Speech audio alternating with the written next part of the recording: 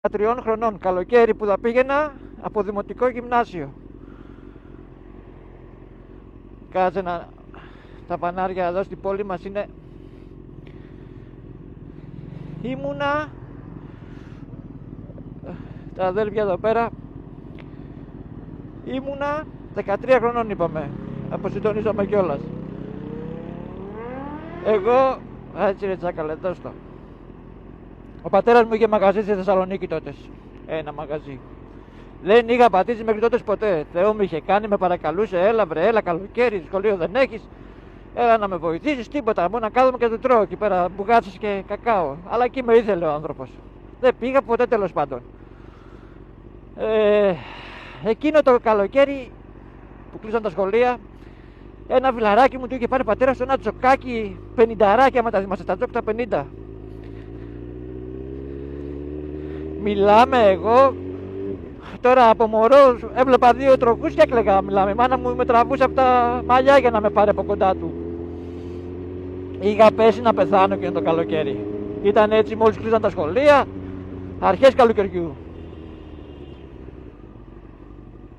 Τι να κάνω, το φιλοσοφούσα από εδώ, οι δικοί μου ούτε να ακούσουν για μηχανάκια. Η μάνα μου αρχαίο δράμα, εκεί πέρα, τραγωδία.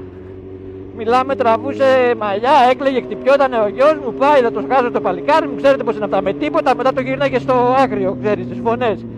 Πάνω από το πτώμα μου και τα σχετικά. Είχαμε κωμωδία και δράμα.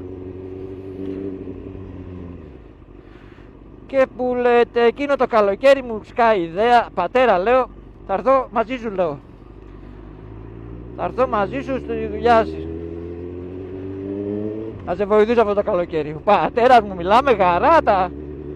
Το χαμόγελο πίσω από τα αυτιά. Ο γιος μου, το παλικάρι μου θα έρθει στο μαγαζί. Να τον έχω μαζί μου. Παρένθεση, έχω και μεγαλύτερο αδερφό. Αλλά αυτός ήταν βαρύς, δεν είναι. Πολλά. Δούλευε τότε, είχε πάει να δουλέψει 2 χρόνια μεγαλύτερος μου, να δουλέψει σε μια ταβέρνα. Πώς το λένε, σερβιτόρος ήθελε, δεν ήθελε. Τέλος πάντων. Anyway. Και που λέτε, τώρα περνάνε εβδομάδες, σιγά σιγά του το πέρναγα στο μυαλό και πάμε να δούμε μόνο και ένα μικρό πενηνταράκι και όλα τα σχετικά αυτά. Ξέρετε πως θα φέρνουμε εμείς τώρα άμα θέλουμε πιτσιρικιάδες. Εκεί 15 Αύγουστο κλείνουμε, φεύγουμε. Σε όλες τις διακοπές μιλάμε.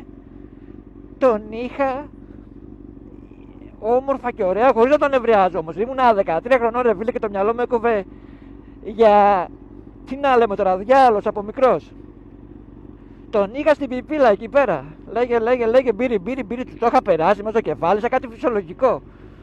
Μιλάμε κι εγώ που δεν έχω υπομονή καθόλου, πως μη είχε πιάσει τέτοια υπομονή διαλωμένη, μόνο εγώ ξέρω. Γυρνάμε από το διακοπές, ξαναπάω μαζί του. Έκλειτος ο πατέρας μου. Λέει αυτός έγινε άνθρωπος από μικρός. Μπράβο, τον βοηθούσα και εκεί, κουβάλαγα, έκανα ένα μαγαζί περίεργο. Και τον πήδω φιλαράκια, αδέρφια και αδερφές, ένα μεσημέρι, κλείνοντας το μαγαζί. Να πάμε σε ένα μαγαζί έτσι γνωστό εδώ της πόλης μας να δούμε για μηχανάκι. Μιλάμε, εγώ μου είχαν φύγει πάνω μου, κατουρήθηκα, στάσαν τα γόνατά μου. Τι να σας λέω τώρα. Είχα γίνει μου σκέμα.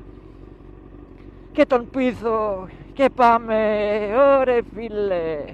Και πήγαμε για ένα πενηνταράκι υποτίθεται. Και βλέπω ένα κάμπ 90. Πόσο ήταν τότε, 5 χρονών, το 97 μιλάμε τώρα, πολλά χρόνια πίσω. Τώρα είμαι 40 κλειστά παππούς. Ένα κάμπ με νικελωμένα νυχάκια, μόλις το είχε αφήσει ο άνθρωπος και πήρε ένα άλλο μηχανάκι από εκεί πέρα. Άρε, νικελωμένες γραβάτες, το θυμάμαι σαν χτες εγώ και φωτογραφίες, δεν το έχω ξεχάσει ποτέ.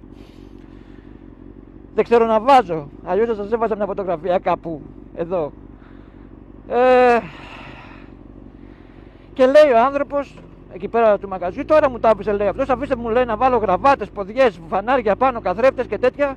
Και μετά λέει, ελάτε να το πάρετε αύριο μεθαύριο. Πού, εγώ να πέσω να πεθάνω. Τέλος πάντων με τα πολλά, με τα λίγα, με πήθηκε ο πατέρας μου, εντάξει λέει τώρα, αφού πάει το πήραμε, δώσαμε λέει προστάτσα, το βάζουμε λέει, τέλος, είναι δικό σου.